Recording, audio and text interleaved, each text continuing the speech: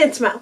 It's April, and that means it is Trans Girl April readathon. So hashtag Trans Girl April was invented by Say Kevi, and last year in 2022 she did it just on her own as a personal reading challenge to read books written by and about trans people. This year in 2023 she opened it up to the wider booktube community, and we are encouraged to read trans books in April. Now you can change the hashtag if you would like. She does trans girl, but you can do trans boy, you can do non-binary, you can do gender queer, etc., whatever works for you, whether that's because you're a trans person or because that's the group that you want to read and see represented. I've been putting off making a video for Trans Girl April because I didn't know what I really had to say about Trans Girl April. Yes, I do want to talk about some of the books that I've been reading, some of the books that I've already read, some of the books that I want to read and are on my TBR. And that could be a video in itself, but I felt like maybe I needed to do more for Trans Girl April in some way. But then I started thinking about it and I realized that one of the important things, especially right now with everything that's going on in the world, is just to talk about trans people, to enhance the visibility of trans people, to normalize the idea of talking about trans people and transgender issues, because those are totally normal things. Trans people's issues are human issues. Transgender rights are human rights. So the more we talk about it, the more we normalize it, just like we talk about other authors at other times, or just like we talk about other categories of books at other times. It's always good to have more people sharing their voice and combining their voices to speak out against trans hate and against queer hate in general, and to denounce fascism and the fascist idea of targeting one group and dismantling them for no other reason than fear and politics. I'm always also a little bit concerned when politics turns towards a group hating one group, dismantling and discouraging the lives, threatening the lives of one group, partly because I wonder what other thing they're doing behind our backs. So always be questioning the fascist regime. Always make sure that you are standing on the side of good, the side of humanity, the side of humane practices for all people in all countries, in all places, everywhere. So on to the book. So this year for the Trans Girl Readathon, I participated in the group read, which was to read Felix Ever After, and I really enjoyed it. You can see more on my thoughts of this book in my April wrap-up when that comes out, and it was also on my 20 books that I found out about in 2020 and I wanted to read in 2021. So I'm finally getting to some of those books, so I will be doing a vlog on that as well. Felix Ever After is about Felix, who is a trans boy. He's fairly recently switched schools to an art school, and he's participating in the arts summer program. He's really focused on his art, but he also is focused on his grades to be able to get into Brown, because his dream is to go to Brown College. He is doing normal teenage boy things, exploring drugs and drinking. He's hanging out mostly with his best friend, even though his dad kind of wished he was at home more. And he's also grappling with his sexuality just like any normal teenage boy. But he has the added layer of also questioning his gender as well. So he came out as trans when he was young. He's already been through top surgery. People know that he's trans. He's not embarrassed or ashamed, and he knows that he's extremely lucky to be able to be out and queer and trans in today's environment. But when someone hacks into his phone, finds old photos, and learns his dead name, they display it all over the school, and he is really taken aback by the violence and hatred directed at him, because that is something that he luckily hasn't had to face that much.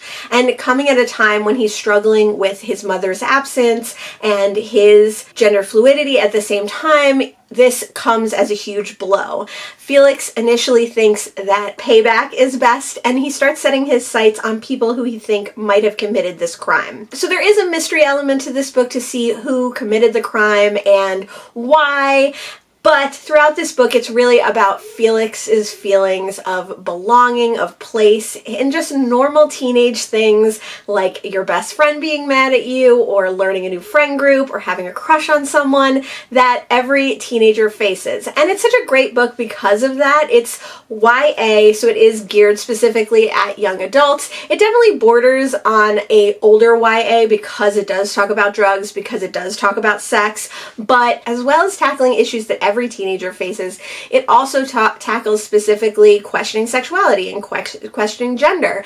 And I just think it's such a great modern take on the teenage tale. I would have loved this book if I had read it when I was younger, and I did really enjoy it now. Being an adult, some of the teenage drama and the both insecurities and overcompensation of abilities of teenagers, teachers thinking that they know everything right off the bat, I did struggle with it a little, but that's only because I'm not the target audience for this book. I'm not a teenager anymore, but I think if I had read this when I was a younger teenager, or even in my early 20s, it would have probably been one of my favorite books. The other book that I've already read for Trans Girl April is A Year Without a Name by Cyrus Grace Dunham. This is a memoir of Dunhams transitioning their own sexuality and their own gender and continuing on their gender-affirming journey. So Cyrus Grace Dunham has a really beautiful writing style, and in this memoir they kind of hop around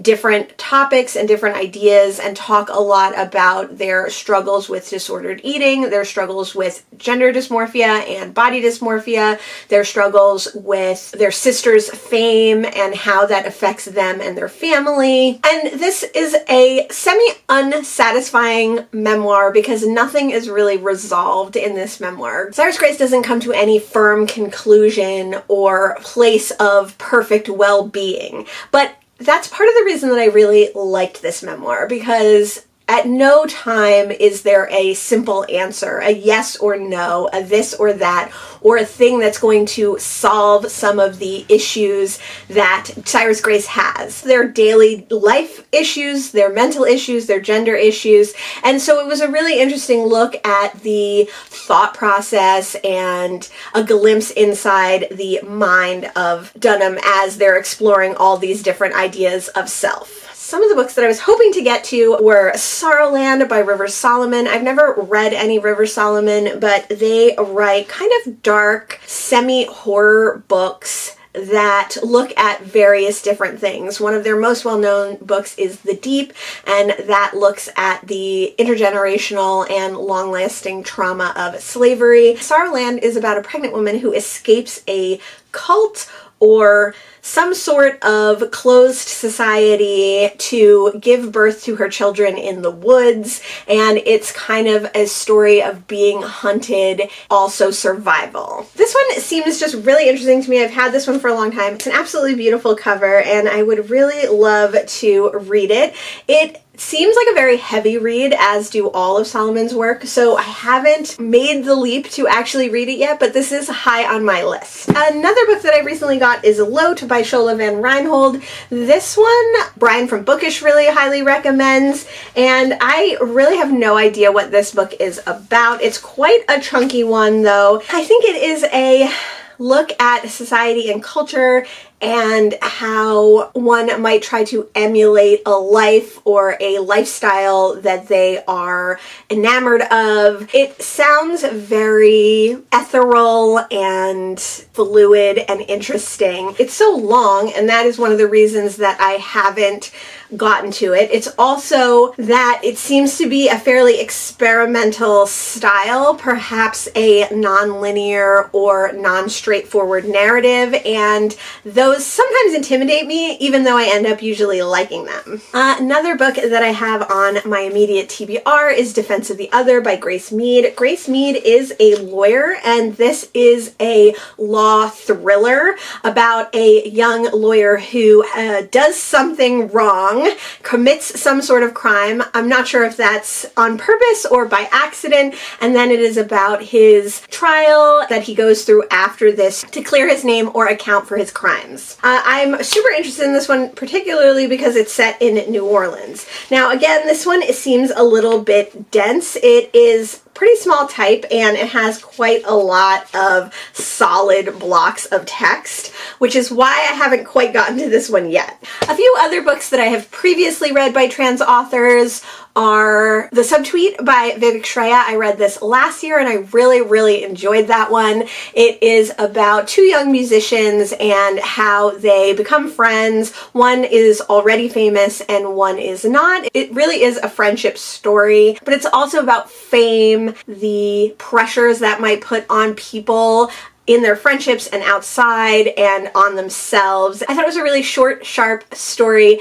that was beautiful in its mundanity in a lot of ways. There was not a lot of shocking or disturbing elements to this book. Yes, people's feelings get hurt. Yes, bad things happen, but it is mostly just centered on these women's and these women's lives. I have also read a couple of books by Akwaeke Emezi. They're really amazing. I read Freshwater, which was their first novel, and this one was longlisted for the Women's Prize. This follows a main character who has grown up having kind of angels and demons within her body. So she has other entities that speak to her and protect her or sometimes get her into trouble. It's about her life growing up and some of the tragic things that happened to her as a young person, and then as she goes to college. It's very much a coming of age story and a coming of grips story, both of your personhood and your adulthood, your gender or your gender fluidity, but also about the voices inside your head and how to work with them instead of against them. I've also read Pet, which follows Jam. She lives in a utopian seeming society where monsters have been banished, but one day one of her mother's paintings expels a monster who is actually a monster hunter. And although Jam is initially afraid of Pet, the monster, she realizes that they are there to protect her and her best friend. Trans Girl April is all about reading books by trans people about trans people. It's not really about reading books that have trans characters in them written by cis people, because again, we're trying to heighten, advocate, and make visible trans artists and trans writers, as well as trans stories. But three books that I did want to mention are Upright Women Wanted by Sarah Gailey. I read this last year or a few years ago. I'm not sure of Sarah Gailey's gender, but this had a non-binary gender queer person in it. And this was the first book that I read from a non-binary perspective, and I really enjoyed that representation. Future post-apocalyptic Western style US, where the librarians are sort of like the Pony Express. I also was pleasantly surprised to find trans representation as well as queer representation in The Vanishing Half by Britt Bennett. This is about two sisters who are very light-skinned black women and can pass for white. One of them does pass for white and one of them embraces her black heritage, and it's about their lives and the lives of their daughters. There is also some trans representation in Kacen by Minana Yoshimoto. I will say that this one is quite dated and definitely has some problematic elements or problematic language that are not entirely up to today's standards when talking about transgender people, but this was written in the 80s, so it kind of makes sense. I did like the trans representation in this, although I didn't like that this trans character does come to a tragic end. So one thing that I'm definitely looking for when I'm reading queer books and when I'm reading trans books is happy endings, or at least not unhappy endings. I don't need everything wrapped up in a nice little bow. I don't need our trans heroines and heroes riding off into the sunset, but I would like to see them not murdered and killed and kept under the thumb of a society that doesn't respect or humanize them, because we get enough of that in today's news. So what I would like to see in more trans books and queers books is just people living as people and enjoying their lives. Sometimes there's tragedy, sometimes there's sadness, but a lot of times there's joy, and a lot of times there is love. And that's also what I wish for the queer and trans community in the world today. Please let me know if you've read any of the books that I mentioned here. Thanks so much to Kevi for starting this readathon and encouraging us all to read more trans books. books. This is definitely an area of my reading that is lacking and I would like to read more of. So if you have any suggestions of trans books, especially joyous trans books, please let me know in the comments below. Thanks so much for joining me today, and I'll see you in the next one. Bye!